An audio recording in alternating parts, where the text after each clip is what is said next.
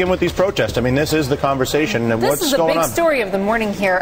So this was supposed to be a town hall in Tampa, Florida, a discussion on reform. It was hosted by Congresswoman Kathy Castor.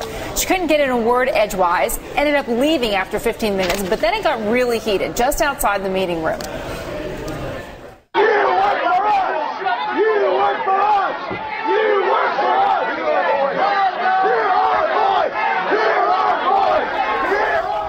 Police estimated 1,500 people tried to cram into an event designed to hold about 250 here, Dylan. People jammed up against the doors. They ended up getting into a shoving match with organizers who wouldn't let them in. One guy says he was actually manhandled, may end up going to police about it.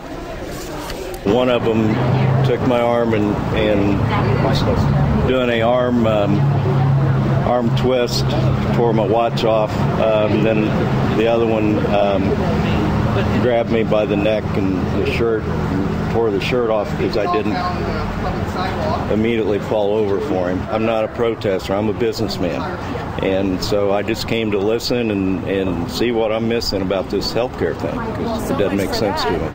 Yeah, you can't get a lot of information on health care when all that nonsense is going on. And here's the latest in a string of Democratic health care events broken up by angry opponents. Some say riled up by Republicans and industry groups who want to kill reform. Senator McCain, who hosted his share of fiery rallies last year, weighed in on Twitter. He says, town hall meetings are an American tradition. We should allow everyone to express their views without disruption, even if we disagree.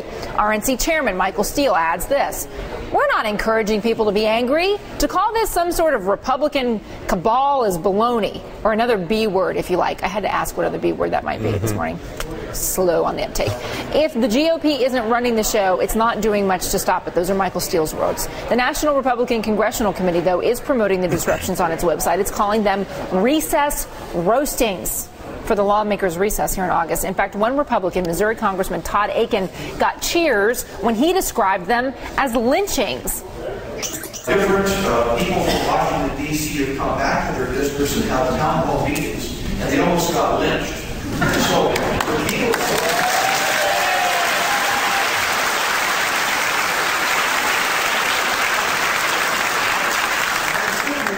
You're not approving lynchings because we don't want but the point is, people were really upset at some of this legislation, and with very good reason they were upset. Yeah, so good of him to clarify that he wasn't endorsing lynchings. As for who's behind all of this, there's a huge list of conservative groups actively working to bring grassroots opponents together. Some of them, like Americans for Tax Reform and America's Health Insurance Plans, even providing here, Dylan, scripts. They're providing talking points, or should they be shouting points for the folks to take to these meetings? Our own Rachel Maddow called on GOP lawmakers to step in. Public figures have two options when political circumstances reach a point that's somewhere between extreme rhetoric and physical violence. You can condone the threats and then risk being seen as complicit in whatever comes next. Or you can step up and be an adult. Try to do something to restore civility. Democratic senators leaving town today got some marching orders of their own from the White House. Several huddled with the president Thursday. They were sort of getting instruction on how they could handle and organize these health care events to keep them from being disrupted to that point, and how to handle things if they get ugly.